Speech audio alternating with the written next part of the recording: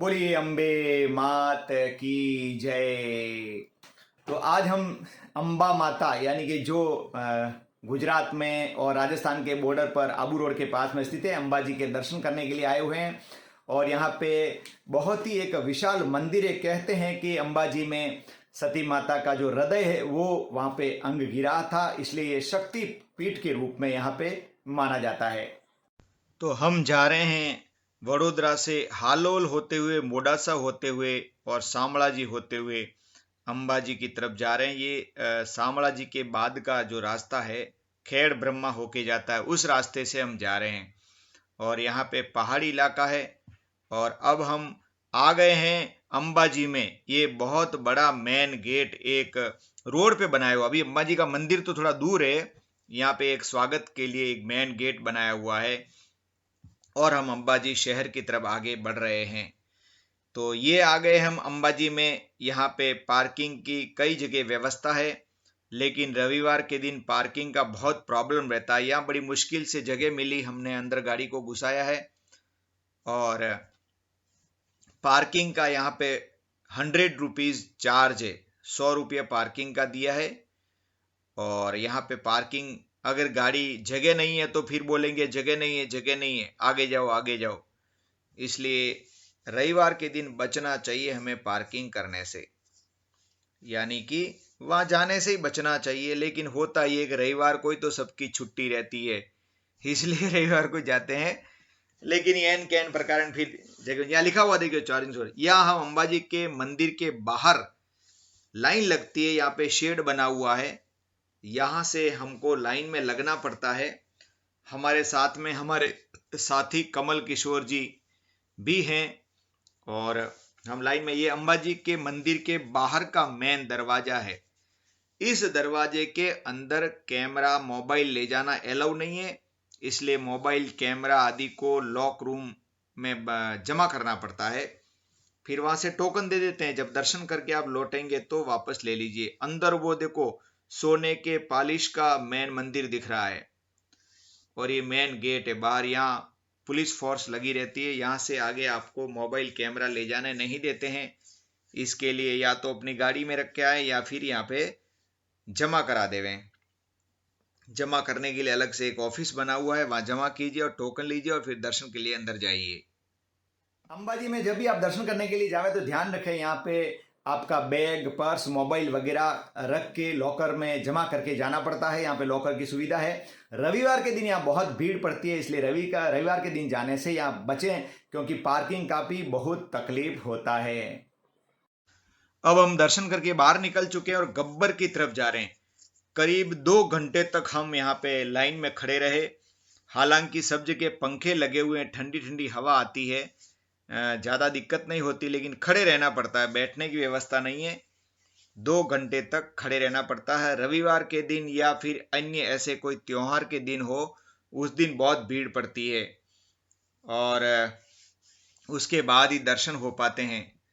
मंदिर 4 बजे से लेकर शाम को 7 बजे तक बंद रहता है, इसलिए कभी भी दर्शन करने मेरे ख्याल से जाएं तो 2 बजे के बाद जाना चाहिए, ताकि भीड़ थोड़ी कम हो जाए।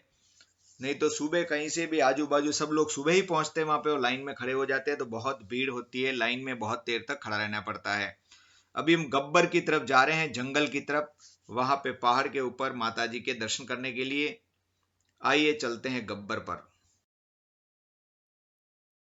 चलो अब चलते हैं गब्बर के ऊपर जो माता जी विराजमान है वहां दर्शन करने चलते हैं और उड़न खटोले का भी आनंद लेंगे हम। तो यहाँ पे जो मेन मंदिर जो है वो गब्बर यानी कि पर्वत के ऊपर माता जी विराजमान है। और नीचे जो है एक मंदिर दूसरा स्थापित किया हुआ है, वहां भी काफी भीड़ रहती है। तो चलिए गब्बर के दर्शन करने चलते हैं।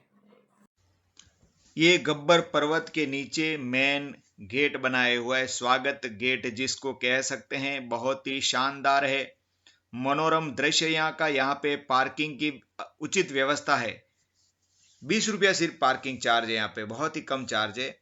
अब गाड़ी वाड़ी पार्क करके हम आगे बढ़ते हैं। थोड़ा सा चढ़ाई है, ज्यादा नहीं है यहाँ पे, लेकिन पक्का रोड बना हुआ, अच्छा रोड बना हुआ है यहाँ पे। आगे थोड़ा सा आगे बढ़ेंगे तो फिर पहाड़ पे चढ़ना शुरू होगा। यहाँ पे पहाड़ पे आप पैदल भी जा सकते हैं या उड़न खटोले में बैठकर भी जा सकते हैं।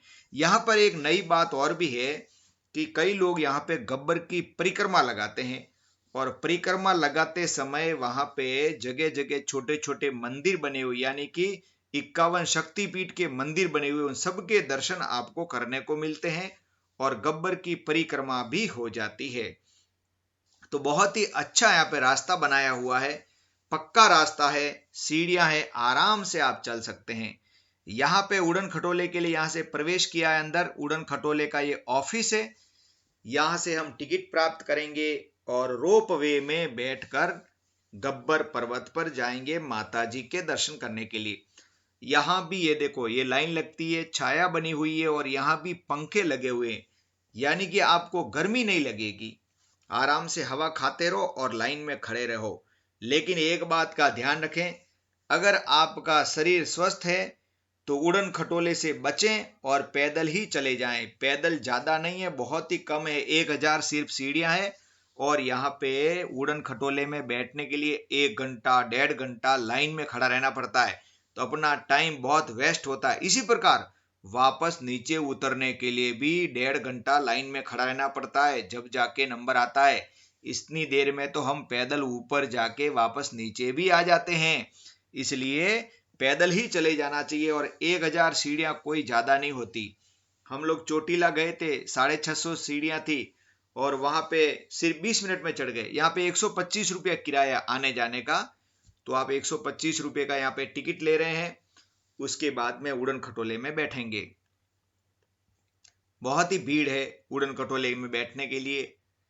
देखिए, टिकट ले लिया हमने। टिकट लेने के बाद में कैसी लाइन, अंदर रश रहता है, बहुत जबरदस्त रश है। हालांकि वहां पंखे लगे हुए हैं, लेकिन भाई खड़े तो रहना ही पड़ता है, थकान बहुत आती है। घुमा घुमा कर लाइन में खड़ा किया जाता है भीड़ को कंट्रोल करने के लिए।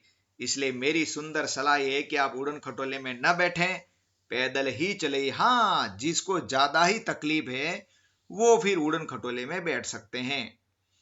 ये रोप वे का ऊपर का सीन आप देख रहे हैं। रोप वे में हम बैठ चुके हैं, हमारे साथ में कमल किशोर जी हैं और हम रोप वे का आनंद लेते हुए आगे रोप वे चला जा रहा है गब्बर पर्वत की ओर। और रोप वे से नीचे देखने पर पहाड़ियां ही पहाड़ियां दिखाई देती है। बहुत ज्यादा ऊंचाई पे नहीं है गब्बर पर्वत, माता जी का मंदिर है, और लेकिन चारों तरफ पहाड़ दिखाई देते हैं। बरसात में यहाँ पे एकदम चारों तरफ हरियाली हरियाली हो जाती है। अगर आप बरसात के मौसम में जाते हैं तो मन दर्शन के अलावा और भी खुश हो जाएगा। ये पर्वत दिखाई दे रहा है, इस पे ही माताजी विराजमान है। ये रोप वे में हम आ चुके हैं ऊपर पर्वत पे, और यहां से वापस थोड़ा सा पैदल ऊपर सीढ़ियां चढ़कर जाएंगे और माता जी के दर्शन का लाभ हमें मिलेगा। सिस्टम बहुत अच्छा बनाया हुआ है। ये लिखा हुआ मंदिर में जाने का रास्ता। सिस्टम अच्छा है, लेकिन भीड़ ज्यादा होने की वजह से हमको वेट बहुत करना पड़ता है, इंतजार बहुत ज्यादा करना पड़ता है।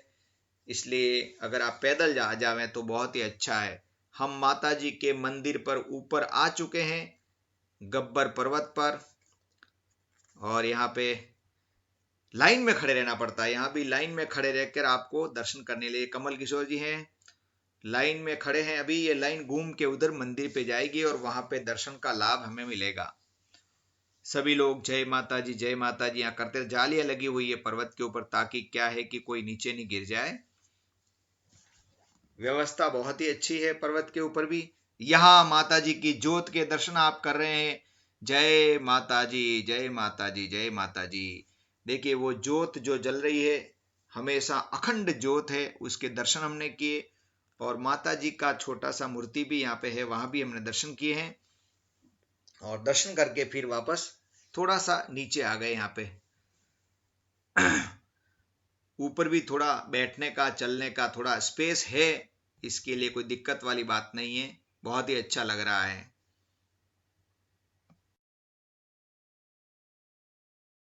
की जय। तो आज हम आ गए हैं गुजरात में अंबाजी माता का दर्शन करने के लिए। अभी हम गब्बर पर्वत पे हैं और आज दिनांक 26 मार्च सन 2023 का रविवार का दिन है। तो आप देखिए भक्तों की बहुत भीड़ यहाँ पे लगी हुई है। तो जब भी आप अंबाजी दर्शन करने आए गब्बर पर्वत पर माता का मूल स्थान जो है यहाँ पे दर्शन करने के लिए अवश्य पधारें। माता जी का जब शिव जी ने तांडव किया था तब माता जी का एक अंग यहाँ पे गिरा था, इसलिए शक्तिपीठ कही जाती है। यहाँ पे उड़न खटोला भी है और आप पैदल भी आ सकते हैं। कई लोग यहाँ पे परिक्रमा भी करते हैं। ये है गब्बर का दर्शन। आप गब्बर के दर्शन करने एक बार जीवन में जरूर जाए। बोले अम्बे माता की जय।